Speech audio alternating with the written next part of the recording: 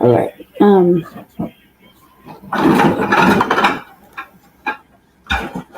of got a glasses on right now. I'm super swollen, so forgive that. I didn't have no opening track because they keep throwing my shit off. So I don't know what is the problem really. So we threw up the flag in the back. Yeah, I'm at Jesse's house. So couple of things. We're gonna rush through this because I only got 2 hours before the game starts. So we're gonna go real fast through most of this. I wanted to tell you guys to watch. What did I watch recently? I watched some documentary. I can't remember right now because this got me so distracted. I'll remember. It'll come to me as the it goes on. So, we're gonna run through it really quick, and I'm gonna see how many I can fit in. So, little eyeball, I see you. Don't be weird. Say hi. Okay. See you, little eyeball. Hopefully my shit won't get taken down. So, share the screen. We're gonna go pretty fast. See what I get it, what I can fit in a 2 hour session. So, y'all know I'm not. What's up, Mac? Hey, salute, Mac. We're gonna go pretty fast, and there's a couple of things we're already talking about. The NBA, all that shit. My thoughts are real quick. I should tell you my thoughts about the verses of No Limit and Cash Money. No Limit one. It's only gonna get worse with the shit talking between Turk and Birdman and everybody and their mama. And I guess Mercedes is left out. He's not happy. And motherfucking yeah, no makeup on. I was super swollen though. Super swollen. The motherfucking swollen. Yeah, my boy, my friend Nine Mag and her politicians, they've been dropping it left and right. So Turkey over there just over whooping, underproducing. But yeah. How am I doing? I'm well, man. This is REA. Welcome to the REA. Please cover that so I don't have to. What? The battle. The verses. Oh man, the verses was short, and it's good to see the verses because the last verses was Bone Thugs and Harmony and 3-6 Mafia, and Fat Joe is the worst motherfucking host humanly possible. Jesse's in the back making breakfast, or whatever we finna eat because I'm hangry. What's up, Ray? What's up? Thank you guys for coming in to watch this. So we're gonna go super fast through this because I gotta be off the computer or else in 2 hours. Or else. Yeah, so the overall versus was rushed. I felt like they could have did more. Fucking Mysticals is still in prison. Nancy murder. So yeah, that it was like whatever. And there was really not a lot of energy coming from Cash Money. And they Cash Money, Birdman. Yeah, Juvie and BG and Juvie pretty much carried that whole fucking verses. And then Baby started, yeah. And then Wayne was there. So, and I believe if I remember correctly, Wayne said he was not ever gonna go do a reunion. He said with him. So, if I remember correctly, Wayne was not doing that. So I don't know. Yeah. No. Oh, the flag. You know what? Is it Crew? Yeah, of course it's Ray.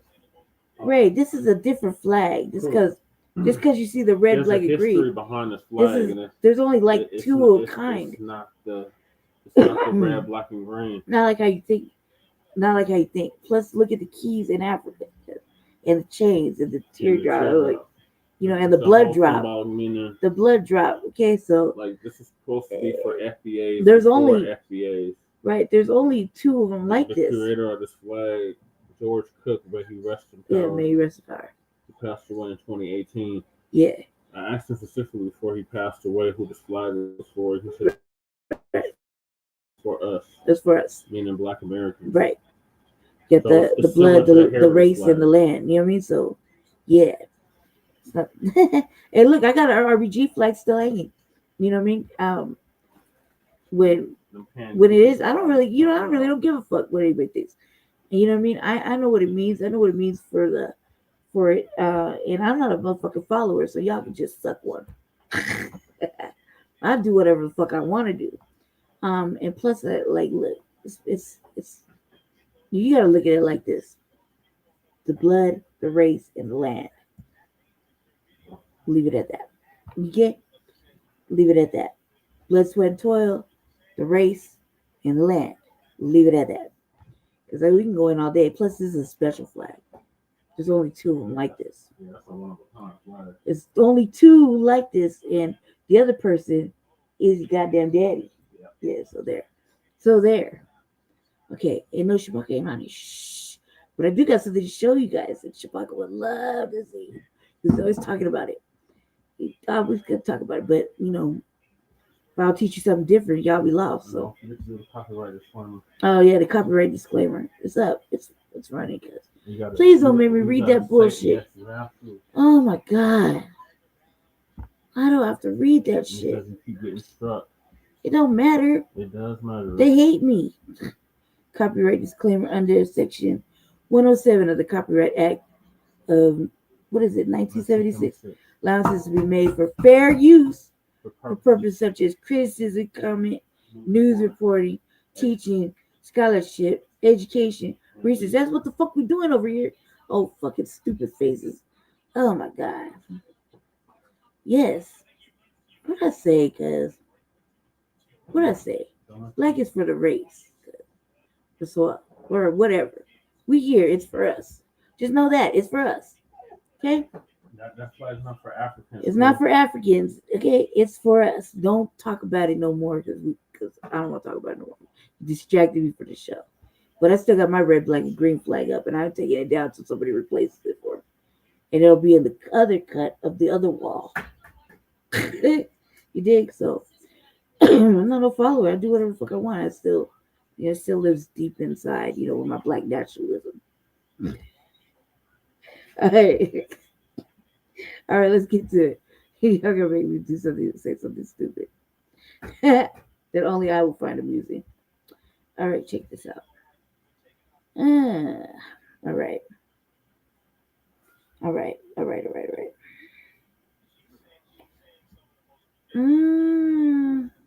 Here we go. We're gonna start off with. You tell this roller coaster story of the 107 days of your campaign, and it's a rollicking. Shout out to the BBC. Shut up, Ray. Read. I've read it 3 times. No kidding. Yeah, because it's almost like a thriller. But it's clear you don't think losing the election was all your fault. So, Madam Vice President, you say you'd underestimated the public's dislike of a frail 81-year-old running again.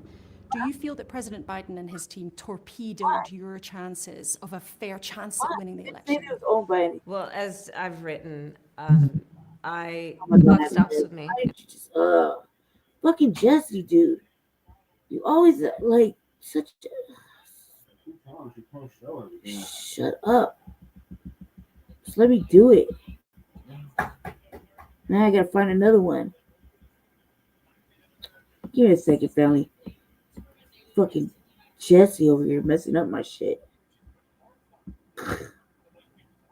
You just wait, cause I do. I think fucking this should be fucking scared. I don't give a fuck. It's the BBC. I already read the copyright. Why did I read the copyright? All right, bam. What about today? No. What about today? You couldn't have wished on using any of those. What about today? No. All right, fuck it. All right, just remember where we're at, because they're gonna make me clip it then. Okay, but fuck it. We're doing it anyway. Okay. This morning, day 26 of the government shutdown, with the impact hitting Americans nationwide. This past Friday, thousands of federal workers receiving their first full paycheck, some lining up outside of food banks to get help. The former Vice President Kamala Harris criticizing President Trump for building a grand ballroom at the White House during the gridlock. Right now, we have a president in the Oval Office who is building. Meanwhile, in a new interview with the BBC, former Vice President Kamala Harris criticizing President Trump for building a grand ballroom at the White House during the gridlock. Right now, we have a president in the Oval Office who is building a ballroom for his rich friends while he is depriving working people of health care. Harris also still keeping the door open to running for president again, saying she believes the U.S. will elect a woman leader in her young grandnieces' lifetimes. Could it be you? Possibly.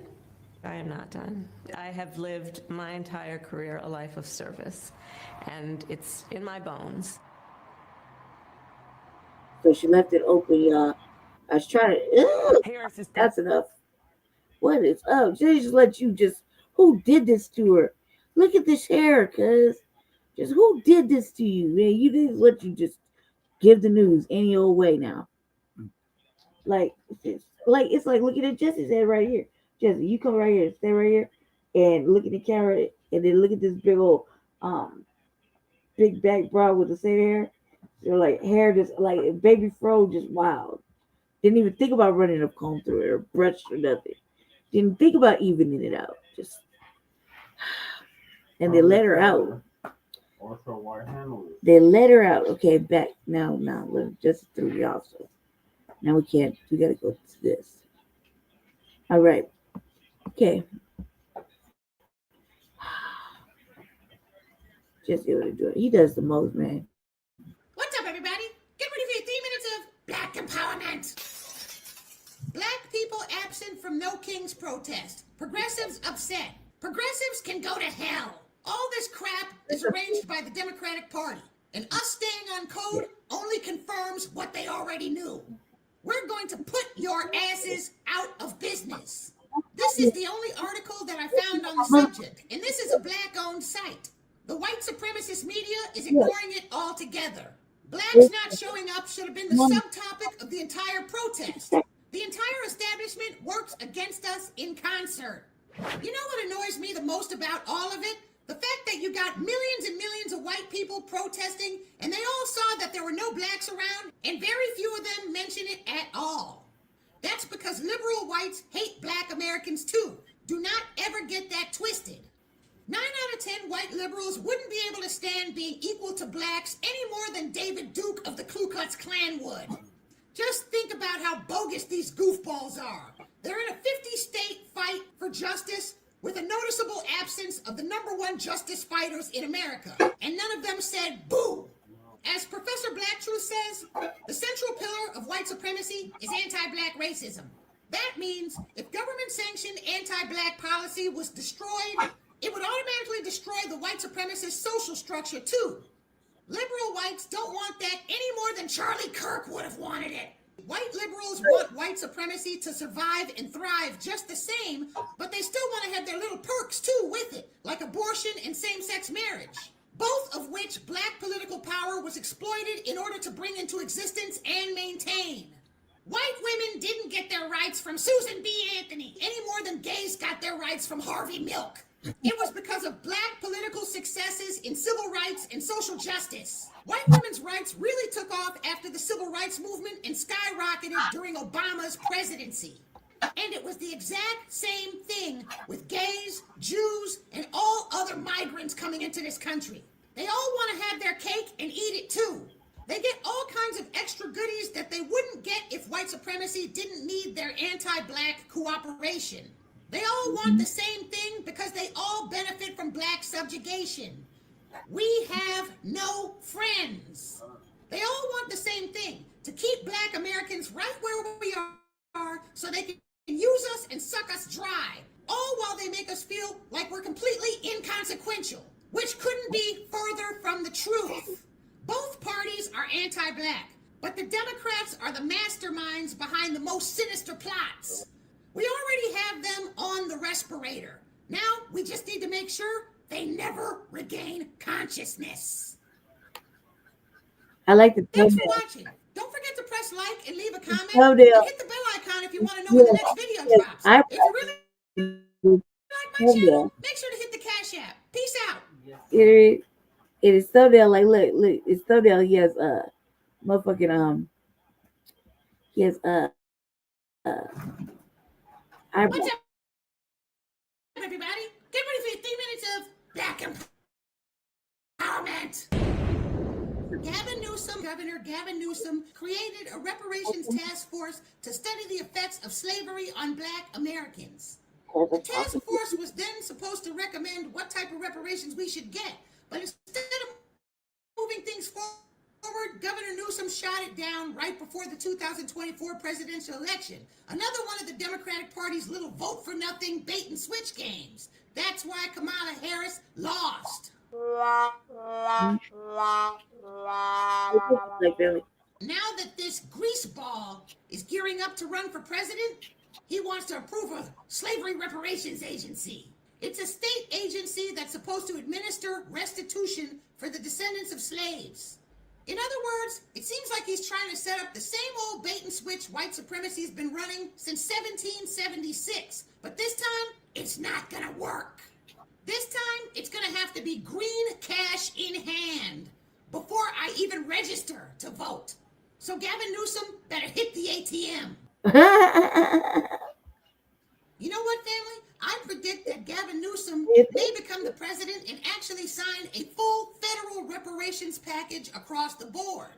But if that happens, it won't be because he wanted to. It will be because he was forced to. Probably because it'll be the only way to save white people. And this one right here is the other article. California's Newsom signs reparations study law, but vetoes other racial justice proposals. I don't think the proposals that he vetoed are even worth talking about. But the subtitle in this article is, California Governor Gavin Newsom has signed a law authorizing $6 million for California State University to study how to confirm an individual's status as a descendant of an enslaved person. Some brothers and sisters say he should have just took that $6 million and started doling it out as reparations. But there does have to be an official confirmation of status. When you remove the Democratic Party's scheming and scamming, the direction of California's reparations activities are still pretty solid.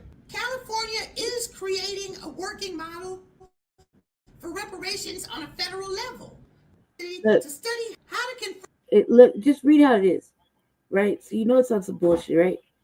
California Governor Gavin Newsom has signed a law authorizing $6 million for California State University, the same one that they can't pay their people at. They can't pay none of their staff. They had a whole, like, all the people that are in the union and everything. We watched it with our own eyes. They couldn't pay them. They held up their end of the bargain, and California University or whatever, this college right here couldn't even pay them, and they were going off little by little. Okay, watched a whole phone call where we were sitting on hold waiting to speak. Real shit. Okay, it said university to study how to confirm an individual's status as a descendant of an enslaved person. How to confirm an individual's status. Basically, how to become a genealogist. Like, what are you talking about? How to confirm. Like, you see how the wording is? How to confirm an individual. A study on how to. Like, what the fuck? Go get an economist and a motherfucking genealogist. You see what I'm saying? Like, this shouldn't be that fucking difficult. You might need 2 or 3 genealogists, but you need $6 million for Cal State or California University when they can't even pay their staff. We're talking about plumbers, electricians. We watched it with our own eyes that these people were irate. Talk about they held up their end of the bargain, was cracking. Janitors, yep. So I mean, it was a real thing. Like 2 months ago, maybe more like 3, right? So it's a bullshit. An individual status as a descendant of an enslaved person. Some brothers and sisters say he should have just took that $6 million and started doling it out as reparations. But there does have to be an official confirmation of status. When you remove the Democratic Party's scheming and scamming, the direction of California's reparations activities are still pretty solid. California is creating a working model for reparations on a federal level.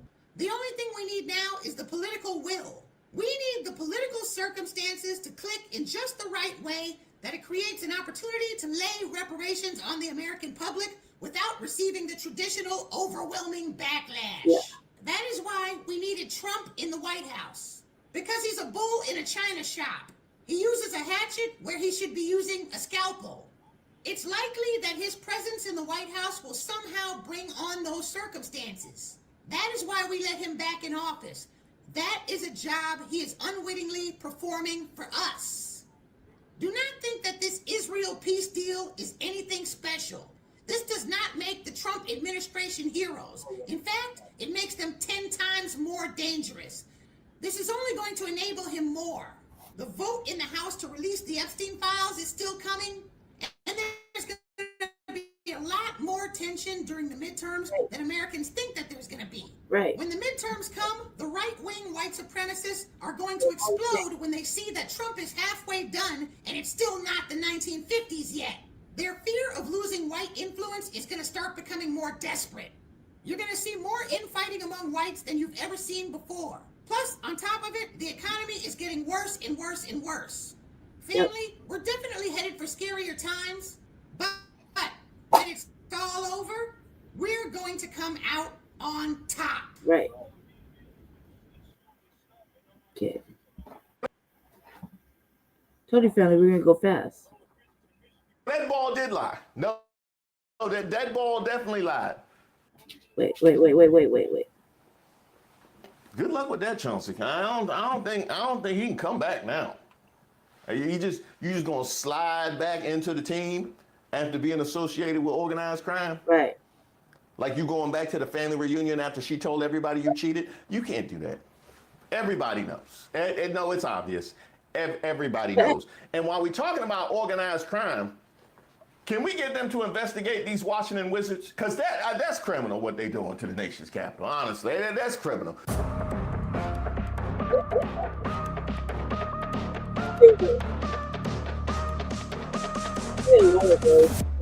Shout out to all the subscribers and the members here on the channel. Don't forget to like the video. I am Reese Waters, and I'm trouble. Here I was, excited about the start of the NBA season because I finally developed a parlay system that works. And I see this. Terry Rozier and Chauncey Billups arrested as part of FBI sports gambling probe. Portland Trailblazers head coach Chauncey Billups and Miami Heat guard Terry Rozier were arrested Thursday as part of an FBI sports gambling probe, the agency announced at a news conference. In addition to Billups and Rozier, former Cleveland Cavaliers player and assistant coach Damon Jones was also arrested. Thursday's arrests are linked to two separate cases. One involves sports gambling and the other an illegal poker ring. I told you it was rigged. I did. Your boy finally developed a system that works, and now they want to take it all down. They want to take my props away. Your boy was finally making his mortgage payment. Check this out. Ever since that story cracked up, all I've been watching was commercials about how to place your bet on certain sites, like what was it? Yeah, that one and the other one. Yeah, DraftKings. So yeah, exactly. Thank you. All I've been watching is motherfuckers just talking about showing commercials on YouTube ever since the story cracked up. Like, hurry up and place your bets type shit. Off the gambling apps, and now all of a sudden they're going to take it away. Stop it. Get some help. I knew it. Now, if this is the case, somebody owes me an apology because I've been on these streets. I know. I've been on these streets for a long time. Y'all, hey, we can go back to 2003. That national championship between Miami and Ohio State. Oh, I ain't let that go. I ain't let that go at all. When that game ended, I hadn't met my wife yet. When that ref threw that flag, I had 2 kids. That's how long it was. That's how long it was. All the Miami Hurricanes had went all the way back to Miami, had registered for classes, and was taking the midterms before that ref threw that flag. How about we talk about the 2016 NBA Finals? Let me ask you a question. How many groins will LeBron have to punch to get suspended for the finals? Huh? Exactly. Yes, exactly. Talking about some believe land. That's why your football team is trash, because you got to pay the penance for that Cavaliers championship. And since we're talking about Chauncey Billups, how about the 2004 NBA Finals? Ain't no way the Kobe Shaq Lakers lost to that Pistons squad. I don't believe that. What did you say, Rashid? No, that ball did lie. No, that ball definitely lied. Huh. Yeah, Karl Malone was on that team. Would I want Karl Malone to be an NBA champion? Yeah, you got that right. Actually, yeah, you got that right. Fair enough. I'll let that one go. Rozier was named in the sports gambling indictment, Billups in the poker operation, which involves several organized crime families.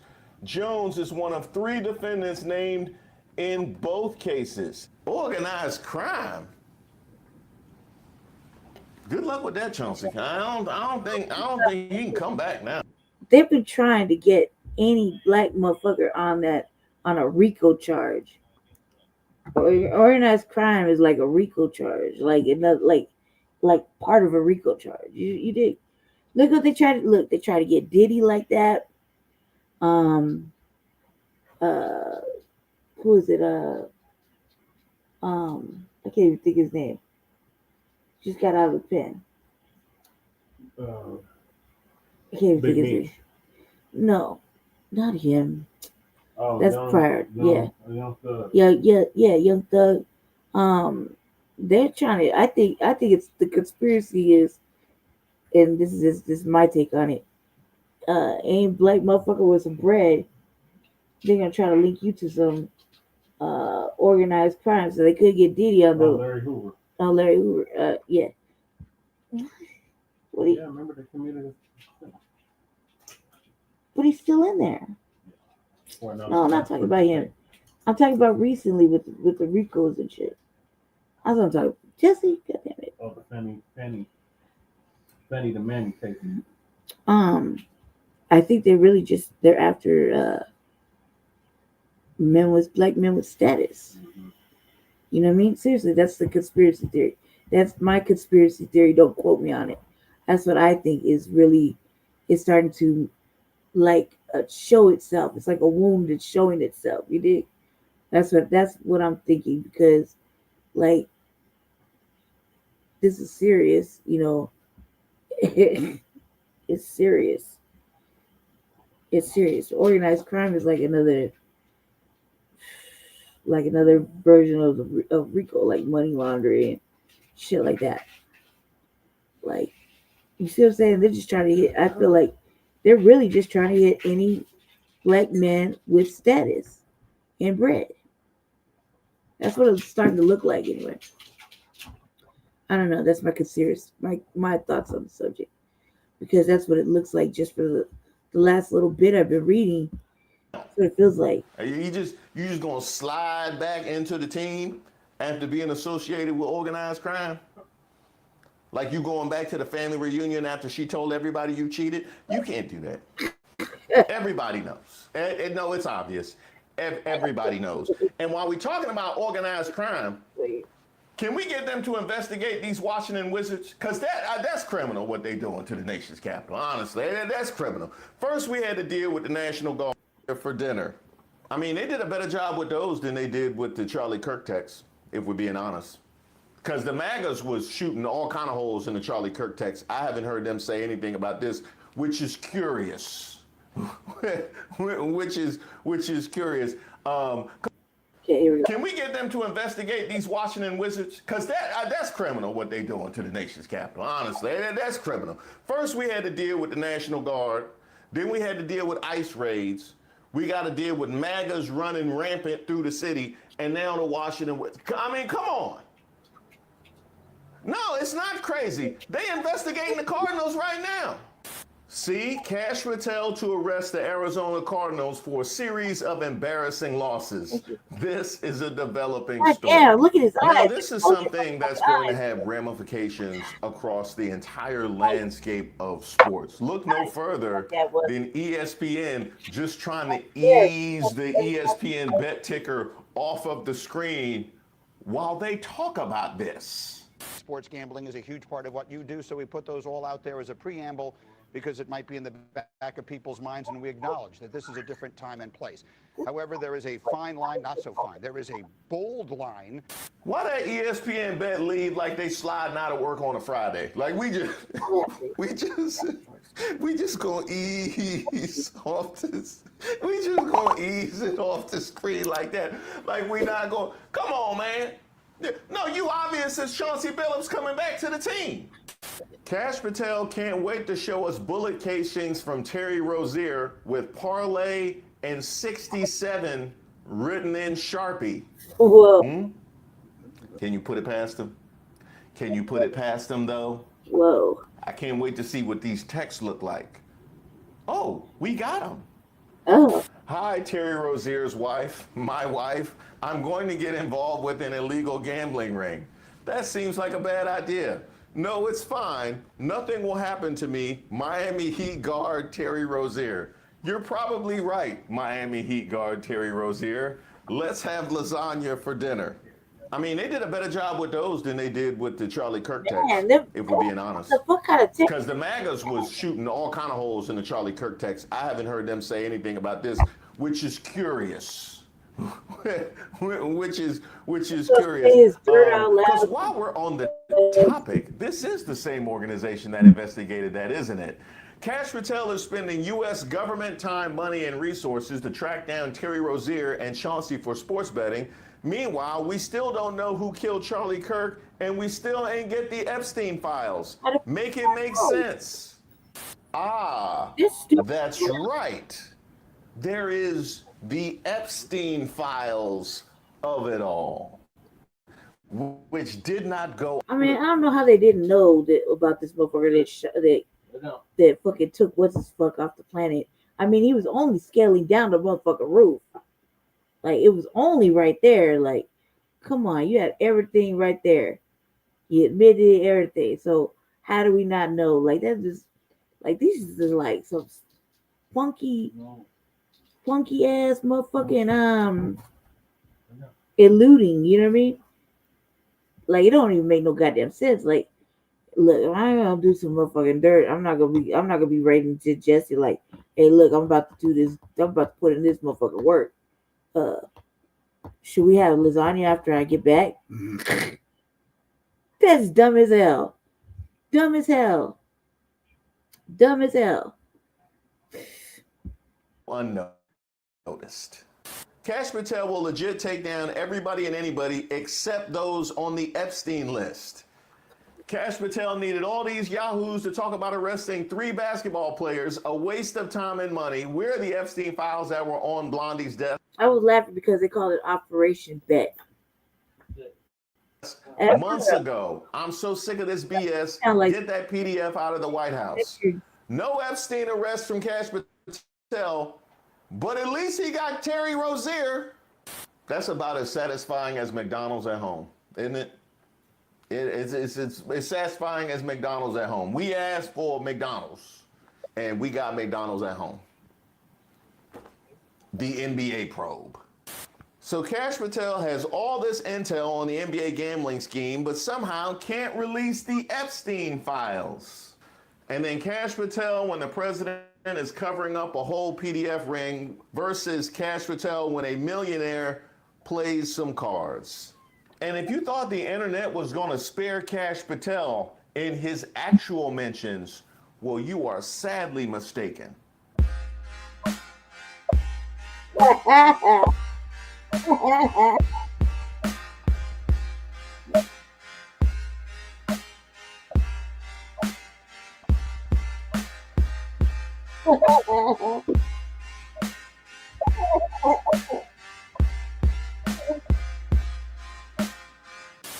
there's a couple of ways to look at this, and I actually see both. All the information I've received, which of course all comes directly from the feds, because that is the case that gets made first in the court of public opinion. But all of the information I've received looks pretty damning as far as Chauncey Billups, Terry Rozier, and Damon Jones are concerned. At the same time, you have to ask yourself, and I will ask you, how are we supposed to receive this information about the NBA gambling probe in the context of America 2025? Because keep in mind exactly who's prosecuting this case. It's a wonderful time to be a criminal. If you cozy up to Donald Trump, that is. Trump has been using his presidential power to shield his allies and donors from legal trouble, while his Department of Justice goes after his political enemies. Is this the same guy? I am your president of law and order. Who has he pardoned so far? Trevor Milton, the former CEO of an electric car company, was convicted of securities and wire fraud. During his appeal, he donated heavily to Trump's re-election campaign. Oh, and one of Milton's lawyers was the brother of Pam Bondi, the future U.S. Attorney General. Another pardon was for Todd and Julie Chrisley, fellow reality TV personalities. They were convicted of tax evasion and bank fraud totaling $36 million. Maybe the pardon has something to do with their Republican National Convention. Donald J. Trump has only one conviction that matters, and that is his conviction to make America great again. Your parents are going to be free and clean, and I hope we can do it by tomorrow. Next up, Paul Walczak, a nursing home executive who is charged with defrauding the government of millions of dollars, using some of the money to buy himself a yacht. He pleaded guilty and was sentenced to 18 months in prison. A judge defended the sentence, saying there isn't a get-out-of-jail-free card for wealthy people. Not so fast, Your Honor. Walczak's mother is a major Trump donor who attended a $1 million plate fundraising dinner at Mar-a-Lago. Less than 3 weeks later, Trump signed a full and unconditional pardon for her son. Not only did it keep Walczak out of prison, it got him out of paying $4.4 million in restitution. In fact, Trump's thumb on the scales of justice has erased roughly $1.3 billion in fines and restitution that pardon recipients would have paid their victims and the government. And it's not just individuals either. The Trump administration has paused or dropped investigations into at least 17 corporations that donated to his inauguration fund. You see the pattern? Do something for Trump, and maybe Trump does something for you.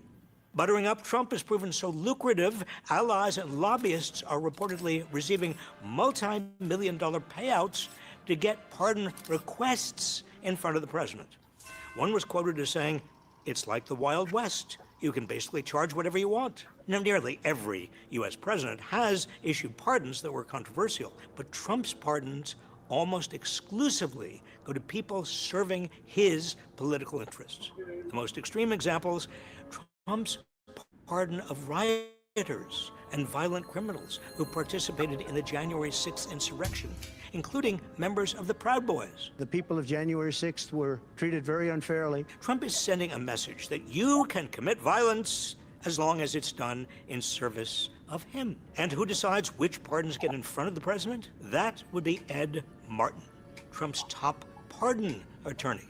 Historically, this role at the Justice Department has been non-political, but Martin is a staunch MAGA ally, and Martin isn't just in charge of recommending pardons to Trump. He's also simultaneously serving as head of the Justice Department's new weaponization working group. This group was tasked by Trump with targeting his supposed enemies. including prosecutors who put January 6th criminals behind bars and anyone else viewed as a threat to the MAGA regime. Trump is blatantly weaponizing the justice system to attack his political enemies, while rewarding his crooked allies and those who will commit violence on his behalf. So much for law and order. Understand what's really going on here and help spread the truth. Shout out to Robert Wright for that. You have Trump and his family's dealings, but you also have the kinds of cases that they see fit to pursue and the kinds that they excuse. You know, kind of like Lisa Cook being accused of something that multiple members of the administration have done. Or the fact that in pardoning George Santos, he referenced the fact that he was a Republican. Trump on why he commuted the prison sentence of disgraced former Representative George Santos. Quote, at least Santos had the courage, conviction, and intelligence to always vote Republican. He's not even trying to hide it. I don't believe that. I don't believe that. Ain't nobody that sloppy. And there is nobody in the world, including Trump, that's that sloppy. He wouldn't just say he wouldn't just say that like out in the open for all to see. This is far worse than what George Santos did, and at least Santos had the courage, conviction, and intelligence to always vote Republican. Trump got to be the worst person to ever do crime with. Honestly, he got to be the worst person to ever do crime. He just tell it all on truth. Now I see why Pam Bondi and Kash Patel and all that, why they be so wide-eyed. They be like, now I see why they be so wide-eyed. They be like, man, he gonna tell it all. And I know he don't care about us. We about to be thrown under the bus like literally any minute now. He gonna tell it all.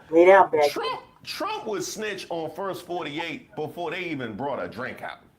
Now, the best thing I could say for Trump is he really saves you from having to do a whole lot of research. You know, if you're looking for something to reference when it comes to the misdeeds of this administration or this president, there's always another train coming. Because I was going to point back to Santos, but this is what happened the very same day. In fact, this is what got knocked off of the front page by the NBA probe. And why would that be? Oh, well, you got to look at who owns these media conglomerates to answer that question. Breaking, President Trump has pardoned Binance founder Changpeng Zhao, whose crypto exchange has been boosting the Trump family's own crypto, to which you get Binance willfully failed to report transactions on its platform by Al-Qaeda, ISIS, Hamas, and Palestinian Islamic Jihad. But then Trump's crypto company made a multi-billion-dollar deal in partnership with Binance, so Trump gave the founder a pardon. Shockingly brazen corruption. Wow, they got Al-Qaeda, ISIS, Hamas, and Palestinian Islamic Jihad. Anybody else they want to throw in there? You want to throw PETA and the Black Panthers? Anybody else you want to throw in there? I think that's what Gargamel was using in his operation against the Smurfs. Zhao pleaded guilty in 2023 for failing to maintain an effective anti-money laundering program and ultimately serve a 4-month prison sentence. Binance paid $4.3 billion to settle various related charges with the Justice Department. So just so I'm clear, the same day that you have Kash Patel trotting out FBI agents and beating his chest for this sweeping indictment against the NBA and La Cosa Nostra, which he butchered on multiple occasions, we quietly have the pardon of the founder of an institution that had to pay over $4 billion in fines for allowing the same entities that MAGA claims are their enemies to move its money through. But that wasn't something that I heard a whole lot of commentary Nope. about. I guess if you give them literally anything to excuse Trump's behavior, they will take it. Right. Oh man, they win the Larry O'Brien Trophy when it comes to bending principles every single year. With the conspiracy, I'm not again with the conspiracy. Oh, I don't know, man. Again with the conspiracy, my conspiracy that the distraction is obviously this bullshit, right, with the NBA, right? Hidden because he did do that. He did pardon old boy, right? And nobody talks about it. Why? Because he's like off what do you call it? Opaque, Jason, you know what I mean? White with crypto, right? And Trump's all into the crypto shit. Yeah. It's been like that since prior to or whatever his coming into office. It's been this is like not surprising at all, right? But the distraction is them going after black NBA players, right? Yeah. And hitting them with they connected to the mafia ties or whatever. But that's gonna be the running thing while he gets away with other shit. You know what I mean? Like pardoning old boy. This goes along just with my conspiracy theory right now. You know, like the refs. Good morning. Today we are here in New York to announce a historic arrest across a wide-sweeping criminal enterprise that envelops both the NBA and La Casa Nostra. The men and women up here standing with me represent a small portion of the leadership team that brought profound justice in an era that needed it more than any. I'll just highlight some of the details in the case and the FBI work, and then you'll hear from the others. But as you now know, individuals such as Chauncey Billups, Damon Jones, and Terry Rozier were taken into custody today, former, current NBA players and coaches. I bet you 3-1 this all happened because Chauncey wouldn't let him in that game. Word. I bet you Chauncey wouldn't let him in that game. Either that or I bet you 3-1. What you got? Minus 500. Yeah, I know. What you don't know is that this is an illegal gambling operation and sports rigging operation that spanned the course of years. The FBI led a coordinated takedown across 11 states to arrest over 30 individuals today responsible for this case, which is very much ongoing. Not only did we crack into the fraud that these perpetrators committed on the grand stage of the NBA, but we also entered and executed a system of justice against La Casa Nostra to include the Bonanno, Gambino, Genovese, and Lucchese crime families. And you'll hear more about those details today. The charges and the arrests that were taken down across this country range from wire fraud, money laundering. All you hear is about the black people. You don't hear about 25, 30. Right. You don't hear about them at all. You don't see them getting hauled out their house. You know what I mean? None of that shit. You don't see that. You don't see that at all. Which is fucking suspect. Can we ask those questions? Where are they? That's terrible. And the new black media. You know what I mean? Like, and how the fuck is like, look, they only go let so much out, right? But they called it Operation Bet. You know what I mean? And how many years? It's multiple years. How many years? Right? And you like, what the fuck, man? Like, yeah, like, yeah. For any perpetrator of crime across this country. My brain's guys. Cash Patel. You want me to rewind the video, or you want me to send it to? Okay, I'll send it to you. It's just a couple missing. That's all right. Matter of fact, if you go in the back, you'll see most of them. You hear a lot about our work of defending the homeland and crushing violent crime. Well, this work is also representative of a colossal portion of the FBI's mandate to keep America safe and to keep our entertainment industry fair and secure. Oh, okay, that's why. Oh, so because entertainment got to be fair, got you. So that was why y'all went after Jimmy Kimmel. Is that for the entertainment? Keeping our entertainment fair and secure. I know PBS got to be furious, and the Smithsonian. The men and women that are standing up here today worked tireless hours, days, months, and years. And the fraud is mind-boggling. It's not hundreds of dollars. It's not thousands of dollars. It's not tens of thousands of dollars. It's not even millions of dollars. What the fuck are you talking? We're talking about tens of millions of dollars in fraud and theft and robbery across a multi-year investigation. Hey, Cash, I could go billions. You know. Yeah, I could go billions. I can give you the address and well, everybody know the address over on Pennsylvania Avenue. It got construction going on out there. You can't miss it. Yeah, we talking about billions. And we could not have done it without our interagency partners that are before us today. The NYPD, HSI, and teams of law enforcement officials from around the country made this day possible. It takes a team to bring this kind of justice, sweeping justice, into the halls of the United States courtrooms, where our brave United States attorney has led this prosecution. It takes courageous prosecutors to stand before you and say, we will not allow this kind of illicit activity to happen. You said brave prosecutors. Define brave. Right. Define brave. Lack of independent thought. I thought that's how you would have defined that. Okay, I'm just being clear because we see that differently. So lack of independent thought, following orders, brave. Okay. Not only at the national sporting level, but also where it hides in La Cosa Nostra.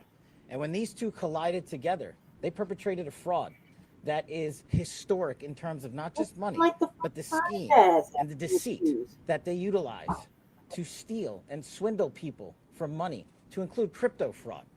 I'm sorry, did somebody say crypto fraud?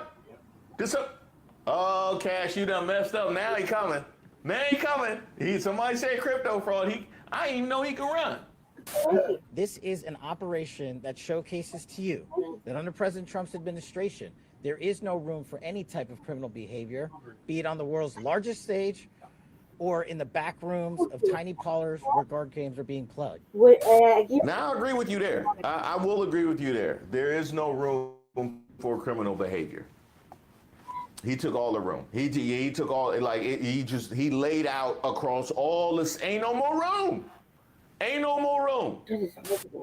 We are proud to stand here today with the men and women of the FBI and this legal team. And to the United States Attorney, I just want to thank you personally for taking the time to display the work that the media is about to hear about today in detail. As I said, it does take courageous prosecutors, but it takes a courageous United States Attorney to bring this case, because we are going to take heat for it. But we don't shy away in this administration. We bring results to public. We bring you accountability. And yes, they will have their day in court, and you will hear the evidence through the court system exclusively. We will not deny anyone of due process. And that's the brilliance of this system. That's the brilliance of this administration. Everyone will be held to account. So with that, I turn it over to United States Attorney Nocella. Thank you. Yes, there. See what I'm saying? Like, so many questions. So many questions. So many questions. All right.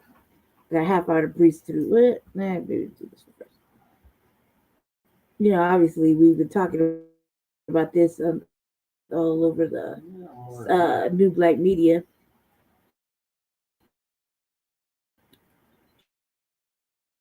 Tapping in. Now, Mona Leo. I know, I'm watching the time. How are you calling yourself Sulan, yet acting as though you're not familiar with the saying? You said I gotta. You lay down with dogs, your ass wake up with fleas. Well, make up your mind. Before I react to this TikTok, I want to show the content creators some love. I'm going to start doing a better job of shouting out the content creators when I react to their TikToks. Now, this sister's called Love Jones, y'all. Love Jones. She's an intellectual sister. I watch her TikTok because of her mind. Here we go again.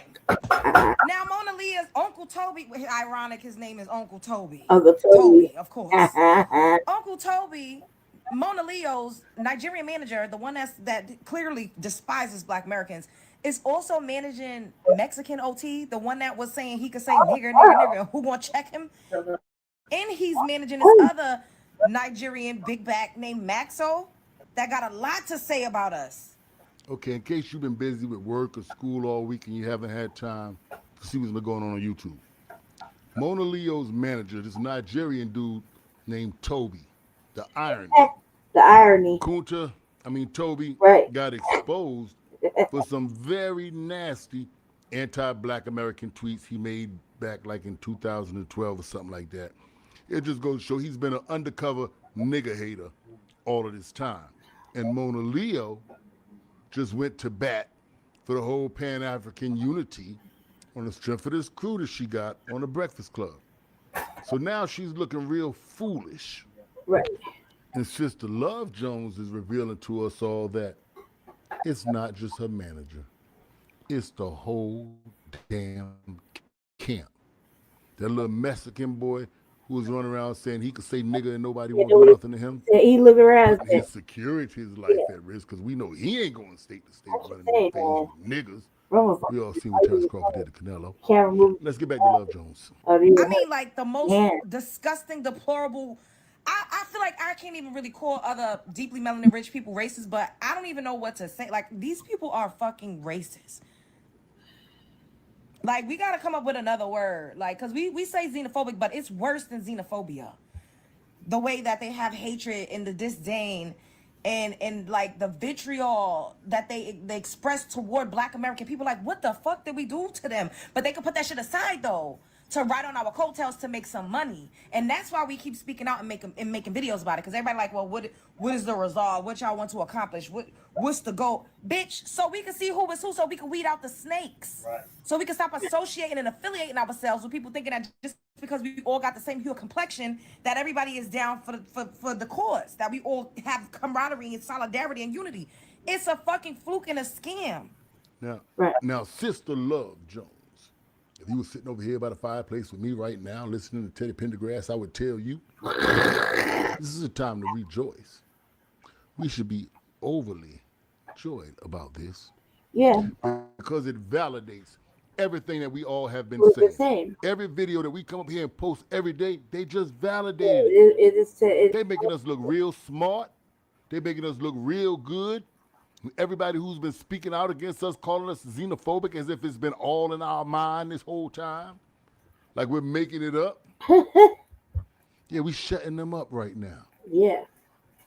All of the people who was coming at foundational Black America. Which is true. Let's see, let's go a little further in.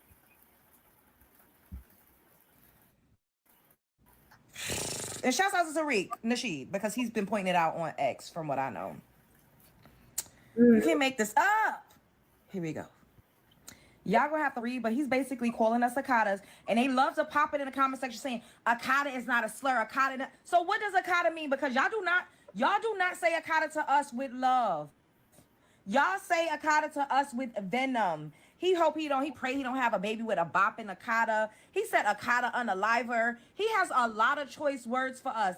Pause, zoom in. And look at what Tariq Nasheed said. Mona Leo's Nigerian manager represents another artist named Maxo Cream, who is also Nigerian. Maxo has the same anti-Black American tweets as the manager. See the pattern? Here we go again, bigger. I hope I never have kids with a bopping and Akata B. I will be disowned. F you dumb A black bees. I'm going back to African women. Akata killer. Akata killer. It got to be my African side that keeps me going in school, because my Akata side be saying F this shit. And it has to be your African side that makes you dumb enough to put Akata killer. That's a terroristic threat to Americans, young man. Are you aware of that? Not only is it a terroristic threat to Americans in the eyes of the law, but it might make us feel threatened when we see you. you walk in our direction, we might feel the need to have to stand our ground on you. Where, right here? And I don't think you doing the math. You doing African math. It's not enough for y'all for you to be running around saying a Carter killer. Because if all y'all that's over here get slaughtered, and that's not a difficult task, ain't nobody coming from Africa to help your black ass. It's been proven in the past. They not coming over here if niggas get slaughtered. You might want to reevaluate. On which side? Tough guy. On the how the females are so L's in the lab cooking up with fat, I don't know, on some Akata shit. African gang, Akata killer. Like, come on. Y'all gonna get up here and say Akata is not a slur. Oh, Akata is not a bad thing. That just means that you're American. It don't sound like he's using this word as a slur. Get the fuck out of here with that. How the hell is Mona Leo, a beautiful, talented, from what I know, Black American woman surrounded by people that absolutely fucking despise people from her culture, her ethnic group, and her lineage? Something is not right in the water. This just don't make no sense. I've been trying to defend her. I really have been trying, but it gets to a point. It gets to a point. People are like, well, it's not her fault. She don't know. It gets to a point, though. Like, you're surrounded by these people. You're surrounded by culture vultures. You're surrounded by people that literally think that you're a piece of shit. But they will put their pride to the side to make some cash off of our backs, though. And I'm so glad that as a collective, we're starting to wake up to see the grass for what it actually is. Like, this makes me so proud that we literally are getting on one band.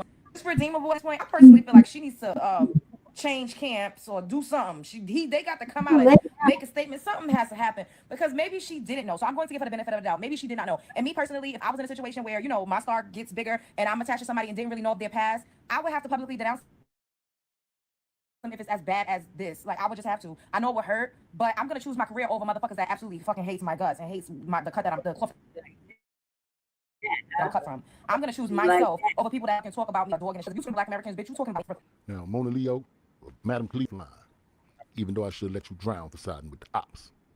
It's a way out of this. It's a way out of this. Now, I'm assuming that you have a public... You can't give her no pass because she knew exactly what the fuck she was doing when she put all them motherfucking flags up in the background and she had that motherfucking watered down mac and cheese and shit. She knew exactly what she was doing. She knew exactly what all that shit meant.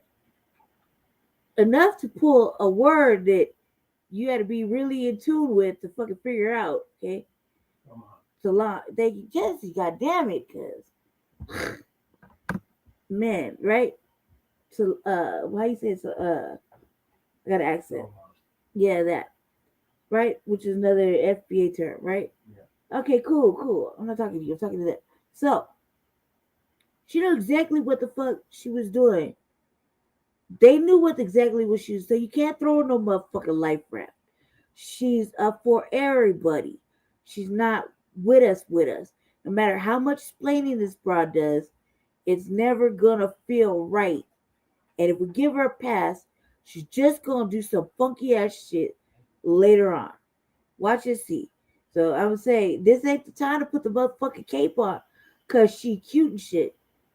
Like, look what she like. Look, first of all, if she was with us, she would have the motherfucking FBA flag, the heritage flag, and that like what the maroon one, maybe the maroon one, maybe the Juneteenth one. Yeah, there's flags for us, right? That specifically are for us. That we have. So she could have done all that. The fact that she had conscious stupid fucking moronic Lee as whatever, the fact that there's all this Nigerian infusion, I mean, it just says like, look, she gonna stay with their camp. She's gonna stay with her camp. And this kind of blew up a little bit. You know, we could always just kind of like push back. Remember, we're cancel culture. You don't have to give her a pass. I wouldn't give her a pass because, look, whether you think it's not her fault or it is her fault, and you want to just blame old Moronic Lee. She's a grown ass adult, and as a grown ass adult, she could say, "Hey, look, I don't like the way this makes me look in the eyes of the foundational Black Americans. I don't think this is a good look. I think this will get me more shunned than anything." If she got free, she could say it. You know what I mean? To these motherfuckers, she got to do all that if she wanted to. If she wanted to. Now she's explaining.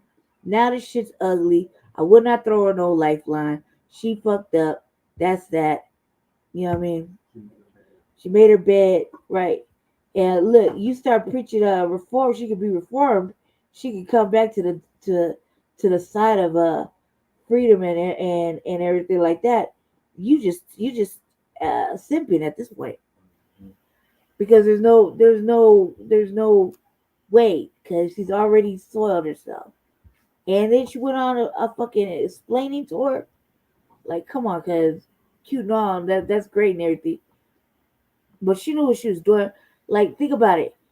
When a motherfucker decides to create a video, they gotta run it past the artist. You know what I mean? But the artist has to have a concept idea. Like, they just not letting motherfuckers just create their whole lives. Like, what do you mean?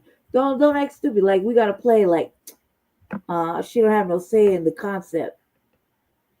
All right. She don't have no say on all this extras playing specific roles in this motherfucking video, right? She ain't got no say, none whatsoever. She's fully backed by Moronic Lee. That motherfucker brother looks like he got 2 quarters to rub together. Come on now. You know what I mean? I can't fall for the okie doke. Come out and denounce these boys because you're contractually bound in some type of way. And legally, you might not be able to sabotage right away. It's either that, or you rode a very, very short bus and you believe you still gonna make $1 if you stay affiliated with them. It's one or the other. Right? Now, I'm gonna be generous and assume that you're contractually bound. That's why you haven't come out publicly and sabotage yet. It's the way out of that. Yes, the way out of that. Blueprint's already been laid out. Come on, tonight. As soon as you have that baby, you gotta get pregnant again. You can't do it. Your pregnancy is complicated. You can't record. Your pregnancy is complicated. Listen to me. When you have that baby, have another baby. I'm trying to tell you how to keep your money out of these Nigerian boys' pockets. Unless they're going to keep pimping you and laughing at you and calling you a dumbass cicada the whole time. And her husband, what's the husband name? The little slim red dude. Yeah. Punter for the Raiders. Listen, you better get you a whole box, a whole case of honey packs, because you're going to have to stay at it. Y'all going to have to work hard to keep them Africans from backpaging your woman. They done enslaved her. She got to pay them her money, and they can't stand old Wakata ass. Now, if you play your cards right, by the time you get up to 8, 9 babies, Toby, he might be deported.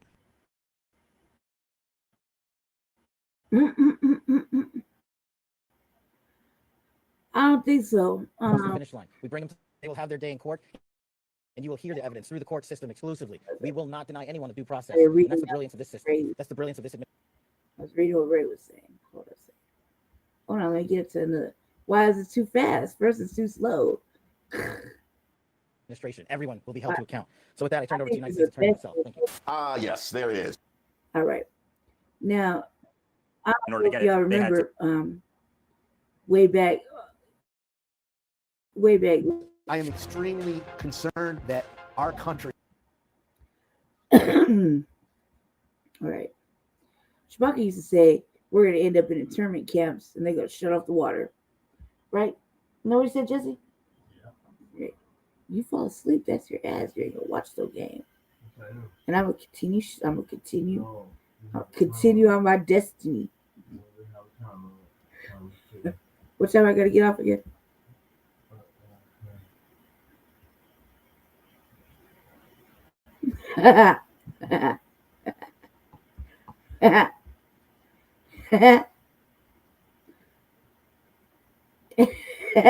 Shut up. So crazy. I don't know why I let you in here. All right. Stop. You're making me laugh, mister. All right. He used to say that we were going to wind up in the desert in some internment camps under You say a whole bunch of shit, right? But this was funny to me because I was like, man, fucking shit popping. And look what's happening. Motherfucker says internment camps for homeless people disguised as help a couple of days ago, right? Fair use. I gotta read the fair use thing again. Oh my god, I hate this shit. Hold on a second. Read the stupid ass fair use. Copyright disclaimer under section 107 of the Copyright Act of 1976. Allowance is made for fair use for purposes such as criticism, comment, news reporting, teaching, scholarship, education, and research, whatever. All right, bet. Yeah, fair use. I don't think it even matters. You know what I mean? They're gonna find whatever. They're gonna find whatever to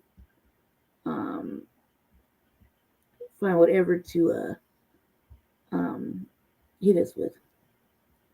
You know what I mean? Well, hit me with. They love taking my shit down. Like as soon as I do it, they love taking it down. I'm just like, man, why the fuck? Okay. All right. It's called internment camps for homeless people disguised as help. Shout out to invisible people. This one's gonna go fast. I'm gonna leave it on there because it'll go by quicker. What did I say? Has to be sued to take care of its most vulnerable. And now they've weaponized HUD, are starting to say you won't get funding if your community doesn't actively enforce these laws, which is the Cicero playbook. You know, I thought Ben Carson was bad, and now... At the hearing, the Department of Justice attorney who showed up waived arguments, wouldn't even contest. They are just trying to sneak things through and hope that they don't get challenged because everybody's too busy. They passed a plan for a 1,300-person megatent camp 7 miles outside of downtown in the middle of nowhere, no public transportation, no voluntary entry or exit. They say some of these units are going to be work-conditioned housing, which to me means forced labor. It still feels hyperbolic to say Trump is planning to put people into internment camps, even though he ran literally on that platform and said it outright. That's exactly what he means. When do people wake up? We need to behave as if there are going to be internment camps for people who just can't pay the rent, because if we don't stand up and fight, there will.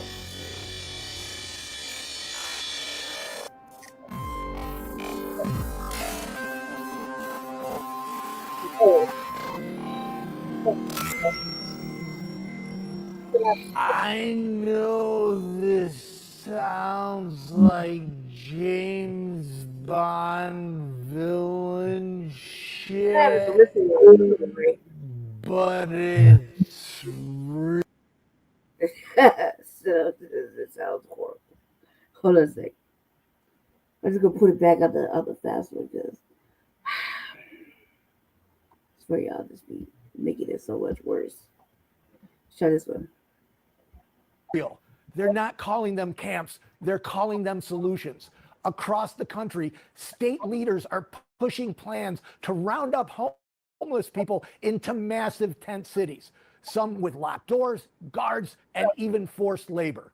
In this episode, Eric Tars from the National Homelessness Law Center joins me to break down how we got here. From billionaires funding anti-homeless laws, to HUD being weaponized, to federal policy that punishes people for simply being poor.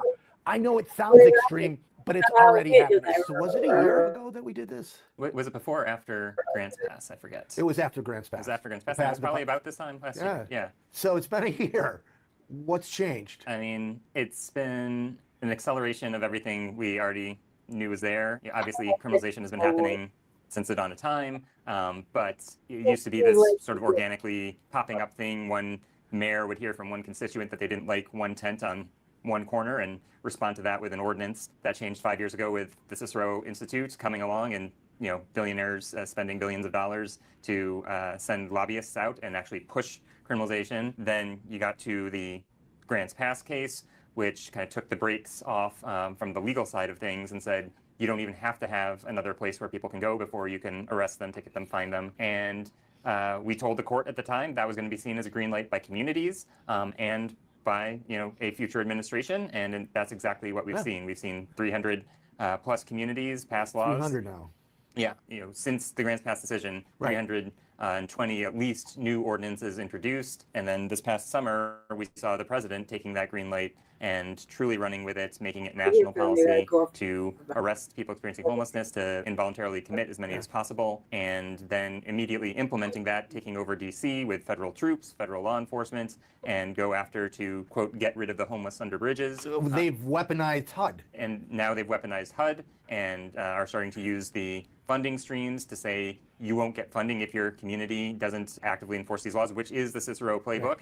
So they've taken what they were doing at the state level and now moved it up to federal policy. You can see Cicero's influence in what the Trump administration is doing. Yes, quite clearly. Yes, the fact that they included the piece about compliance with the sex offender registry. We know that Cicero put out their report on the supposed sex offender threat within homelessness, and so yeah, it's all coming from them up through their contacts. We know that Joe Lonsdale is close with J.D. Vance, and Oh, yeah, well, the whole defense and everything else. Yeah. The Cicero Institute playbook, you see it very obviously with the sex offender, which is such a challenging conversation. Rightly so. I mean, people that commit sex acts with children are some of the worst people in the world. I remember, and it's on Invisible People, interviewing, I think it's level 4, is that there's certain levels. This is the worst of the worst. And he's homeless. So he has to report to the sheriff's department every day. They know he's homeless, and being homeless actually increases the chance that he might offend again, but they don't do anything, right? Because there is no housing, and there's definitely no sex offender housing. Right, because many shelters have to, if they are mixed gender or whatever, have kids, they have to ban under the law. And then many communities say you can't live within, a mile, a half mile of any school, daycare, et cetera, and that basically zones out the entire city. There's, this famous story of the folks in Miami Beach who there's literally nowhere in Miami or Miami Beach where they could live, and so the one place that they could be was under the bridge in the middle, like in between the mainland and the island, and like that's literally the only place they could legally exist. And so, there's nowhere for them to be housed, and yet now we're seeing this threat that people wouldn't even be released from prison if they don't have a housing plan. And if you can't get housing anywhere, then presumably that means indefinite detention, even after your sentence. So they've done their time. Yeah. According to society, whatever it was that they did, a jury of their peers decided, okay, this is the amount of time they're going to be incarcerated. Then they're exited, more often than not, to homelessness. I'm laughing because I didn't plan on going into this topic, but since we're here, after somebody does their time according to our laws, that there's a solution where they can live, and homelessness is not that solution. Right, and you hear the word sex offender and it brings up these images of the worst of the worst, but what's actually happening, there's a woman who wrote me a letter, Amber Jackminski, who was homeless on the streets of, I think, Fort Lauderdale, and she had to go to the bathroom in the middle of the night. And all the public bathrooms had been closed deliberately by the city so that homeless people couldn't access them.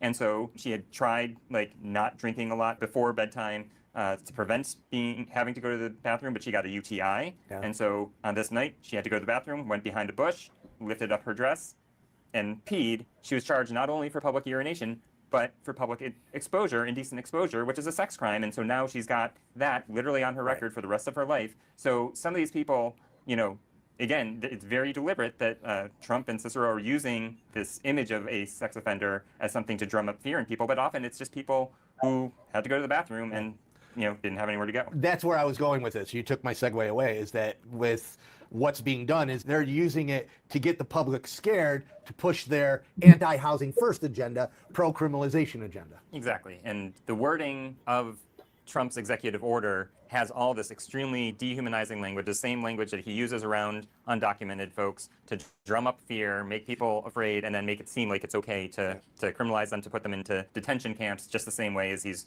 putting undocumented folks into alligator Alcatraz. Let's get away from that. I didn't mean to start off like that, but we did, and this is a authentic podcast. Homeless Unfiltered is the podcast. National Law Center. You guys probably have a bandwidth issue right now. It's been, just we're feeling punch drunk right now, one thing after the next. Every time you feel like you're finally catching up, something new comes and hits you. I mean, besides the sheer volume of the amount of criminalization that's happening, is there anything different? One of the things that amazed me in, so there was this funding application that came out from HUD for continuums of care to apply for this small funding stream. But in it, in order to get it, they had to certify that their communities criminalize homelessness and squatting and substance use disorder, and that they would cooperate with ICE, all these things that aren't even in the control of the continuums of care, and that they will not deny that gender is a binary and all this stuff. And so we sued to stop it, got an injunction against it, but at the hearing, the Department of Justice attorney who showed up waived argument, wouldn't even contest the piece around the gender binary. Like, they are just trying to sneak things through and hope that they don't get challenged because everybody's too busy. It was insulting, frankly, that they like put this in and they didn't even bother trying to, you know, they hadn't prepared in advance a defense of something they knew was indefensible, and even on the spot, like, couldn't come up with a defense. They just said, yeah, this clearly violates the First Amendment rights of people to have to state that they believe that gender is a binary. And so, like, that's the sloppiness, the arrogance, whatever you want to call it, it's insulting. And but it still made us and our organization and hundreds of other attorneys have to spend like hours preparing this case and wasting our time when we could be actually solving homelessness. The lack of integrity, I think, bothers me the most. Yeah. You know, I understand people have different beliefs, right?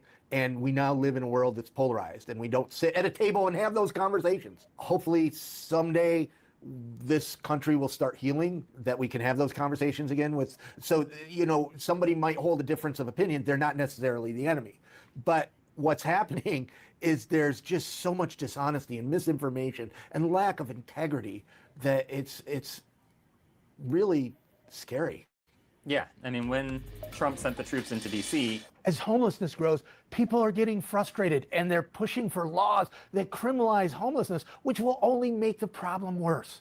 Invisible People reaches more people, educating them on homelessness than all other homeless sector nonprofits and campaigns combined. But we do it on a limited budget. We don't have the funding they do. We are mostly funded by individual donations.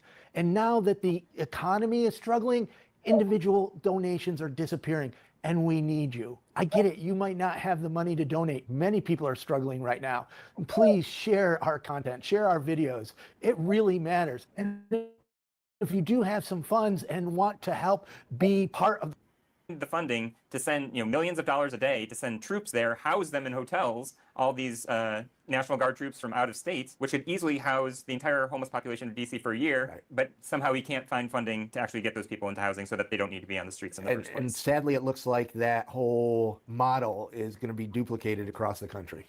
Yeah, no, I mean, that's the scary thing is one of the lines in one of those executive orders that a lot of people miss is he wants to create a standing National Guard force at his discretion to send to anywhere he deems in need of crime suppression. But in this case, crime just means not having a home. And so that's, yeah, it starts in DC. We see it now in Chicago, in Portland, Memphis. But it could be anywhere next. Yeah, I did a LinkedIn post today because I've been paying attention to the right wing or the right leaning influencers, and I was at an event in Los Angeles that was, you know, news influencers focused mostly on doing social good, and you know, people now get their information from folks online that they have a parasocial relationship with. Right. We don't have that on our side, but on the right wing, right leaning, and some of them are just doing it because they make money, right? And there's almost a dozen of them right now in Portland. And they are doing things to get views, to get clicks. Like, they are actually inciting some of the conflict. Like, they're in a peaceful situation and then they go and do something to get everybody agitated so that they can say, look, Antifa, you know, it's totally crazy. And that is growing. Where I was going is that the whole media environment, which is click hungry, and then you have the social algorithms that make money off rage. It's hard to even catch your breath to fight any of this. Yeah, I think the dangerous thing is that, you know, this didn't start yesterday. People have been primed for decades to think of cities as dangerous places, homeless people as dangerous people, and now it's just, you know, all of that, you know, conditioning is. We're seeing something similar to that in our city, and we see a lot of things not being covered. Um, we see a lot of things not being covered by the media, or if it is, it doesn't get a yeah, it doesn't get much play. You know what I mean? By the media, for example. Like I can look at my phone right now and read news break, and it'll be talking about the mayor and his bullshit ass motherfucking budget. You know how voter turnout might be low here come the 4th November. How we're not not gonna have no um EBT. That's pretty much the main things, right? And how many people have been dying in Aurora over the weekend? You know what I mean? Like total hit and runs, and a lot of explaining by the law. And I'm just like, oh my god. So many questions, because I do go outside repeatedly, almost on a daily. I've been outside different hours of the night, taking the dog for a little evening fucking run around different parts of the neighborhood. You know what I mean?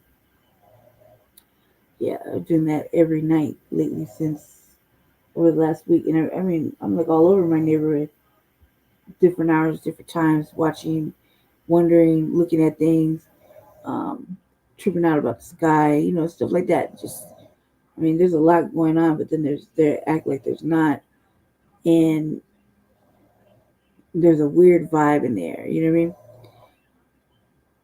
It's a weird vibe. Plus, our mayor is on this. Our mayor for Denver is on this tip about criminalizing the unhoused, as he's creating unhoused situations. You know what I mean? So it's that design of create a problem to fix the problem, to create another problem, fix that problem, but not fix that problem. And nothing gets solved. You know what I mean? Heavy duty budgeting that's hella salacious. That could be used for other shit. They're cutting the housing vouchers and all this shit. The shutting down several shelters and hotel situations in tiny home villages that was created to help the motherfucking unhoused that we fought for is like it didn't happen. You know what I mean? All to support um all to support illegal migration, whatever the agenda is. Migration, Hispanics, and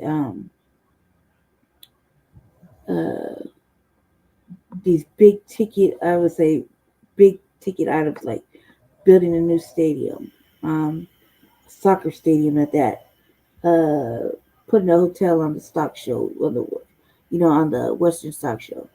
Just a whole bunch of things, fixing bridges and not fixing bridges.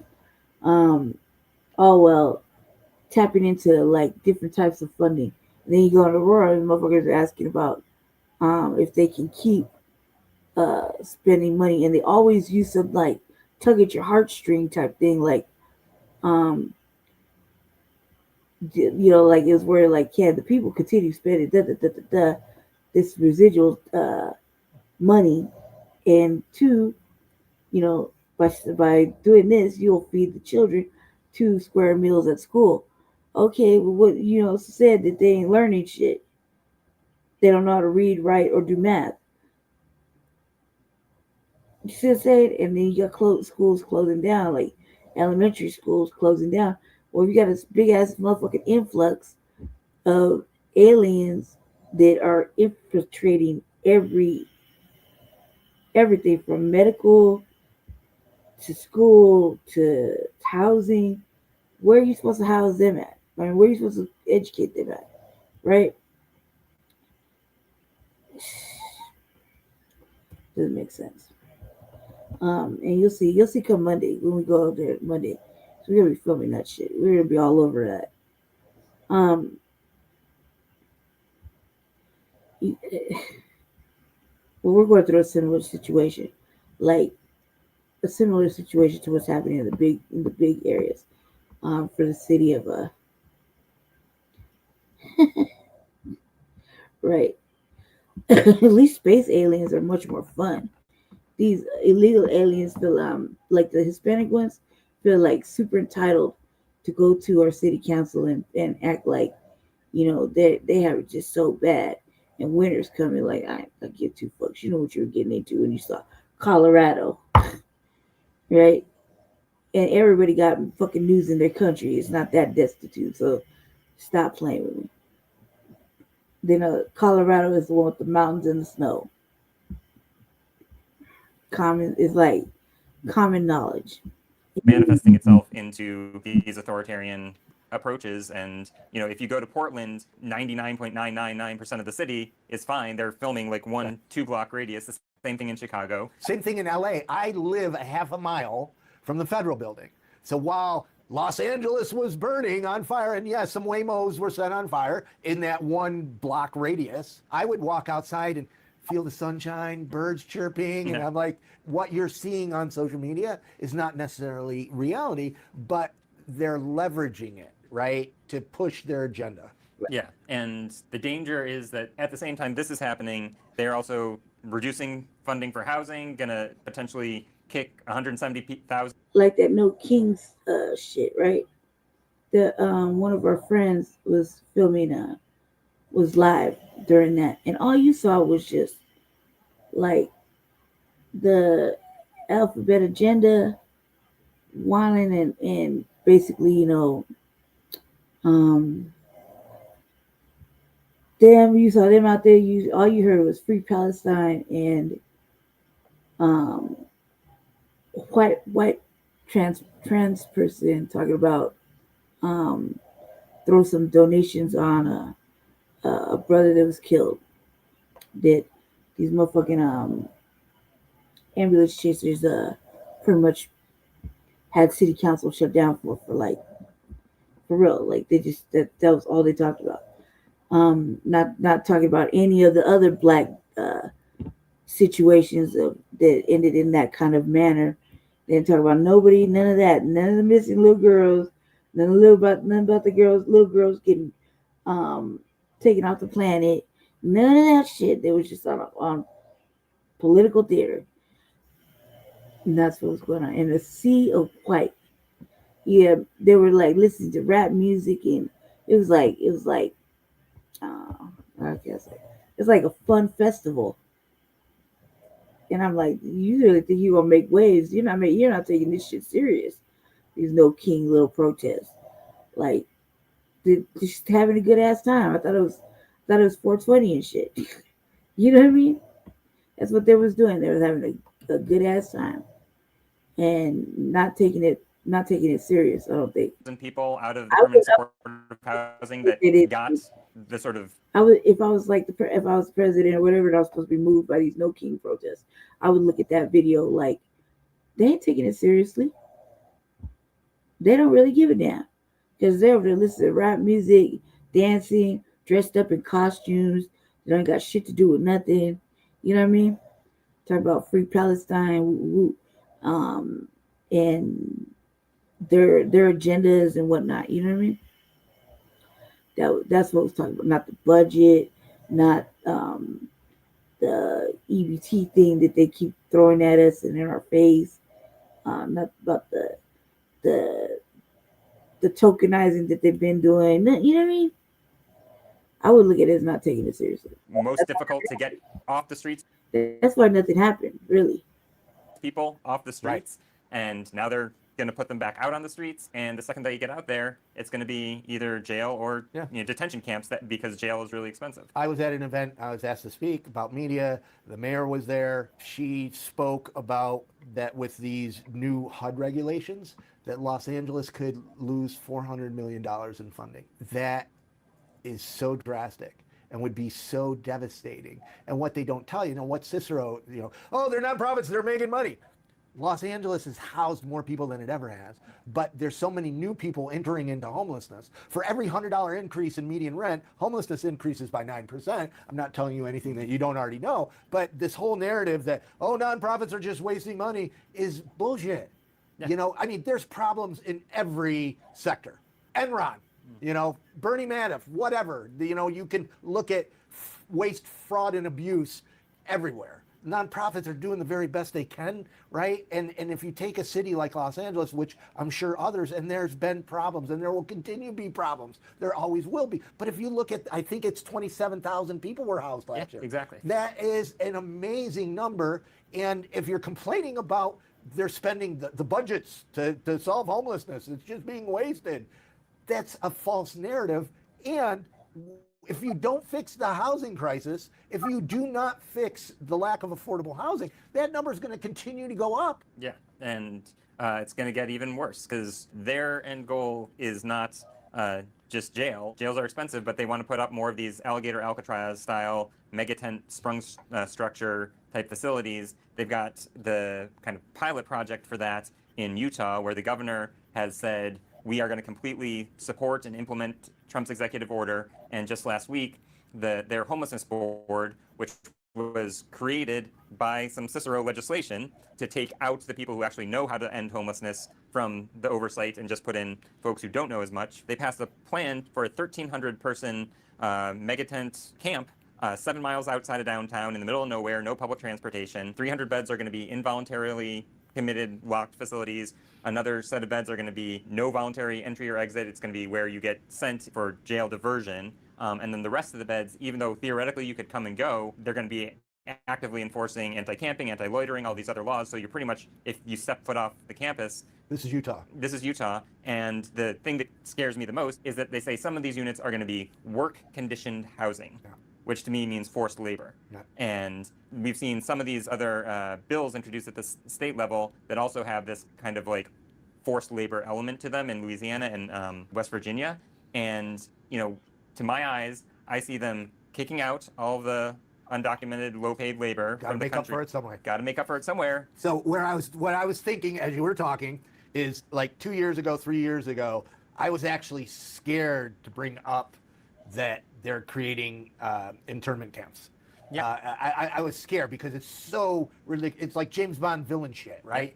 It's so out there, and then that's what Shabaka's always talking about, like in the future, right? We're sort of shining them on, like yeah, whatever, right? No, they're not gonna do that. They're not gonna, and what they're saying is this is what they see happening, fuck Utah. But like, if I watch a lot of documentaries, and there's all kinds of talk like this on the internet. You know what I mean? Not necessarily internment camps, but they're talking about putting up another one to house all the motherfucking migrants while they waited for, you know, them to be able to ship out. That was another conversation. You know what I mean? For why they were putting it up.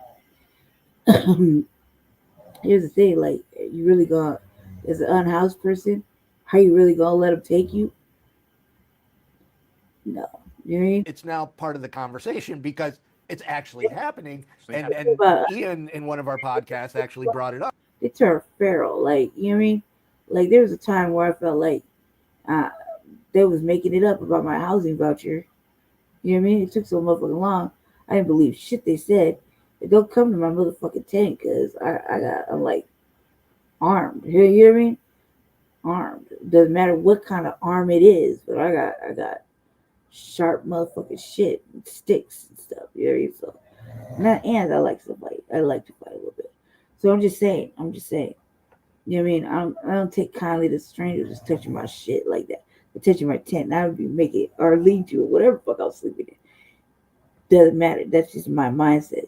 You really think I would let these motherfuckers come snatch me up and throw me in a cage for no goddamn reason? But I literally don't like getting arrested. You really think that I would, like, you really think that would go down like that as help? Like, never mind. Also, too, like when COVID happened, we had makeshift tents and stuff too here to quarantine motherfuckers that had COVID before they put them in the hotels and shit, because it was during winter and there's all kinds of. So this isn't like the first time we've seen it. This is like how they're like read the fine print. You know what I mean? That said, you know what they're probably doing is forecasting they're going to have a reduction in the labor force with undocumented immigrants being deported, and they've got to make up for it somehow. So bring back the labor camps. And it was like, holy shit. Yeah, a lot of these laws, anti-loitering, anti-panhandling laws, are straight out of Jim Crow, because what that was we lost our unpaid labor force, and we need to make up crime so that if you don't have a job, then you are inherently a criminal. We'll pass you through the loophole of the 13th Amendment that says slavery is abolished. And just recently, I believe it was a few months back, I said recently as it's in the year, right? The mayor said he would incarcerate any unhoused person that didn't want to get housing. You know what I mean? He would incarcerate them, and also too, the big thing was that he would mental health hold them. Like if you say, for example, you try to commit suicide, they put you on a 72-hour hold. Well, this is more like a permanent little hold, like you in there for a minute. And while you're in there, allegedly, you're getting all the help you need, right? Allegedly. So he was saying that he would incarcerate motherfuckers that didn't want to get housed. He would say those that don't want to get housed, they're going to get locked up. That's what he said. Something to that effect. Don't quote me exactly, but pretty much that's what the fucker said. You know what I mean? That if they're at a drug problem, that they can get all the help they need, by medically forcing them to go on hold. Like 95% of the time, motherfucking unhoused person don't have no family or nobody that's really looking out for them or looking for them and shit. So just like that one summer, it was so easy to ghost 1,000 motherfucking unhoused people through the jail system. You know what I mean? We never knew where the fuck, when they got out or if they ever got out. Some were never seen again. You know what I mean? So it's that simple. And our mayor started taking that stance. I feel like he takes a dramatic stance like that when he's cornered about some financial indiscretions when it comes to the unhoused, because the numbers never make sense. And you know what I mean? The numbers don't make sense. The complaints don't make sense. The complaints are like relevant. You know what I mean? They say they're fixing, they got all this money to fix it, like millions and millions of dollars. If that's the case, if you got millions and millions of dollars and you're running a place like this, you shouldn't have open drug usage right in front of the door and heavy security. If it's all like, the nicer, finer place, that's the place to live, woo-doo-woo-doo. And it shouldn't make it so difficult to get up in this bitch. You know what I mean? So yeah. I feel like the mayor could be a Democrat, but the mayor could be in alignment with the thought processes of the Orange Man. You dig? And Project 25 and all that extra shit that was already said. You're just snoring and shit. Jesus. Accept as punishment for a crime, and then we'll make everybody who we need to go back out into the fields a criminal. So you at the National Law Center, meaning organization, you too, I mean, you guys are busy trying to counter a lot of the legislation. And then there's also, I'm really glad, I believe you're part of this too, where NIH is suing HUD. Yep. I want to reframe this. I am extremely concerned and actually sad that our country has to be sued to take care of its most vulnerable, right? I am concerned and sad that HUD has been weaponized. Here, if you're talking about an organization with a lot of issues, HUD is one of them, right? Far from perfect. Oh my God. God. Defending status quo. You know what? I thought Ben Carson was bad, and now, Ben Carson is not even nearly as bad as what's happening. And so what I'm saying is it's concerning and sad that it has come to that we have to sue to get the administration to do the right thing. Yeah, and like I said, and right now, we are just trying to block the most harm. We don't pretend that HUD was perfect. It definitely wasn't. We had plenty of issues. We might have sued them for other things under other administrations, but what they are doing is tearing things down without saying how they're going to make it better. Yeah. And definitely what they're going to do is not going to make anything better. It's only making it worse. It's only going to increase the number of people who are on the streets, and then that's going to create more of a premise for them to go in with their reactionary approaches. It was really evident, the change, when HUD kind of separated itself from service providers. And what I mean is, like, it didn't... It kind of reminds me of... when you would go to an NIH conference, or you would go to some homeless event, there would be some representation of HUD there. And the conversation would be about how can we work together to prevent and solve homelessness. That has disappeared completely, totally, completely. There are people at HUD that are some of the most, I can't even... To be honest, I don't really know how anybody can hear me over that. He's just sleeping away. The dog's sleeping. All the cats are sleeping. I'm just the only motherfucker up. Like, just saying. Just saying. Oh my God. Like, who can hear me over that? Believe that they're the most dishonest people. They have no qualifications to be in a position of working to housing. They hate homeless people and want them criminalized, which is probably their only qualification now to work in the current administration form of HUD. And it's so how do we fix it? I mean, it's all of it is trying to make it so that people either don't see government as capable of solving the problem or is actively making the problem worse. And that's damage just being done regardless of what we can stop in the courts is already that they've damaged the very notion that government is a force for good, that we can do collective good by putting our tax dollars towards community problems and solving them in a way that isn't locking people up and shipping them out of sight, out of mind. Yeah. But I think right now the strategy is block and build. We're going to try and prevent as much harm as we can through the courts, through protests, through working with our elected officials to try and stop, use whatever power they do have to slow things down. But then what we have to be really honest about is the system as it was not up to the cause of solving homelessness. It was underfunded. It was never fully designed to succeed. And so what we need to do is also at the same time be reaching out across issue areas and forming those solutions that are going to not just get us back to the status quo, but actually create housing justice. So we're going to address all of the disparate impacts on different racial communities, different gender communities, different ability communities, and just the working poor, make it so that they can afford a place to be in again. The rent is too damn high, and until we fix that, we're going to have homelessness. Yeah. One of the I like all of our podcasts. I'm a little biased. I had a conversation with Marcy Thompson from the National Alliance on Housing First Didn't Fail, We Did. And I thought it was a very authentic look of how we can, fix things if we're honest about it. Housing is still the only smart, practical, realistic, well, maybe it's not realistic because we don't have the support solution, and it just makes... They don't want to open it up. I mean, you have this treatment first movement that's growing, and it's not... Look, there's plenty of ways to make housing. We got buildings that you can convert into some shit. They already got plumbing, they got motherfucking everything you need in there. They're just offices, right? So, I mean, it's there. They just don't want to do it. They want to continue to tax the fucking taxpayers and continue to lie to the people just to get their motherfucking way, which is greed and loading their pockets of ends is corrupt, right? And again, the people are the ones that suffer, and we're just we're just gonna mind our own black business at this point. But to keep an eye on the way the situation is, because at the end of the day, we was unhoused. You know what I mean? And tokenized. They love to tokenize black people, guys.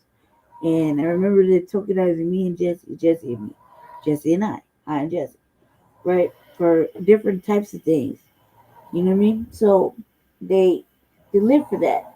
And I'm a fucking pay me type person, so I don't let them take pictures of me like that. Especially with no white person doing something for me, or doing something like this one time I remember telling just you should charge these motherfuckers every time they want to hand you a plate of something, and they're trying to get a photo op. You know what I mean? Because that's what that is. They love tokenizing black people in for their own agenda, their own benefit. Even the motherfucking advocates that advocate for unhoused people, if it's not like um grassroots or something, they got their hand in the honey pot. You know what I mean? So it's fucking it's shit. Now we're looking at the church.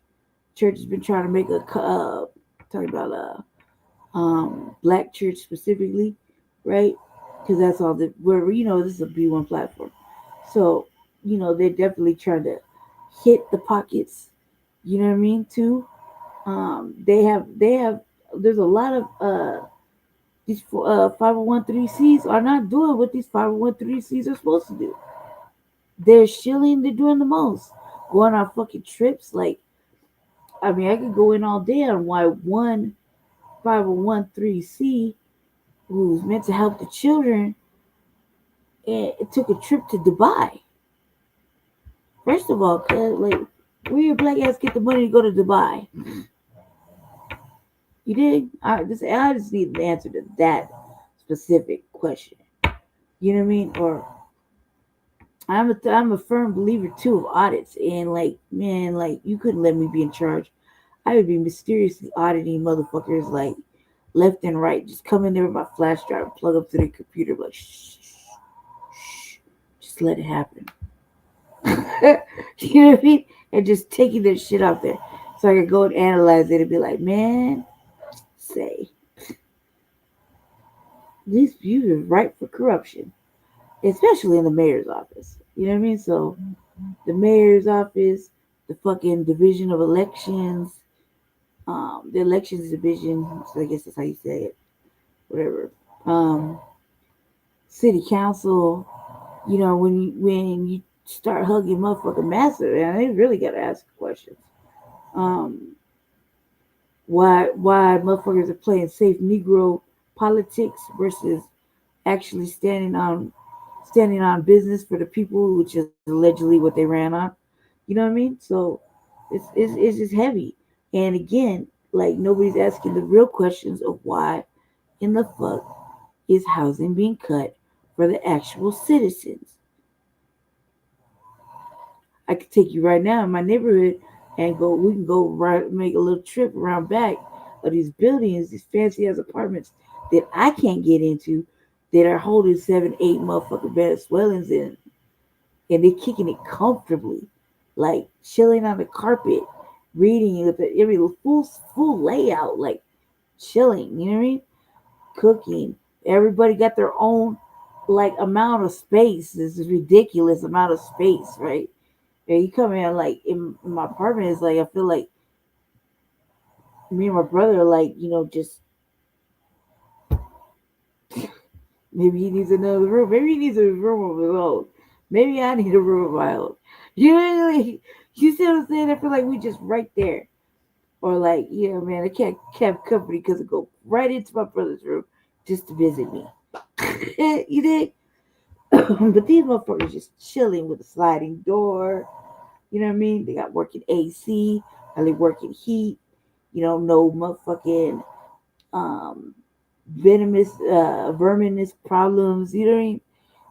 They're able to like lay down comfortably without it being like overly fucking hot for some odd reason.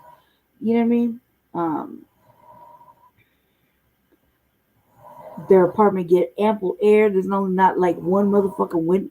Yeah, I literally got 2 windows in my place, like one in the front and then one all the way where my shit is in the back. One, and it faces a motherfucking dumpster. Like, it's a dumpster, then a brick wall to a restaurant. That shit is fucked up. You see? I'm just saying. These motherfuckers got open air. Go step outside, watch all the drones and the stars. You dig? Am I being a hater? I don't know. I mean, if a citizen was living there, I don't think I'd have much to hate on. But if you gotta have $3,800 in your bank account for 3 motherfucking months before you can even rent, and in a job where you're making like triple the rent, which is like a lot, then you have to ask yourselves, How the fuck they get it? If it's so hard for American motherfuckers, if we're talking about the motherfuckers that rent their apartments, live there, and that's how they rent, that's how they're able to pay their rent because they live there, then how the fuck did they get it? See what I'm saying? Yeah. Anyway, I have to get off this thing because now I'm reading my time. I gotta wake him up. Hold on a second. Hold on, stop sharing. I will be back, Belly. I will be back probably after. Exactly. No, yeah, they just be lying. But that's true. He is snoring like a motherfucking grizzly bear. Oh my god. Finally, I had breakfast earlier. That's why I went off camera because you don't eat on camera. And apparently he had breakfast, the same thing I ate, and got the itis. And you can hear the results of the itis right now. Jesse. Bronco game about to start. It's like about to start right now. Anyway, peace, family.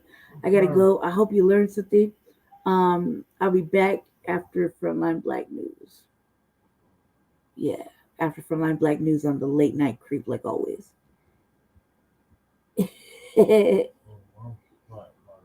Yeah. Okay. Thank you, Mac and Ray, for coming through. See y'all for Frontline Black News. Guess Jesse gonna watch his team if he ever get up. Jesse, Bronco game.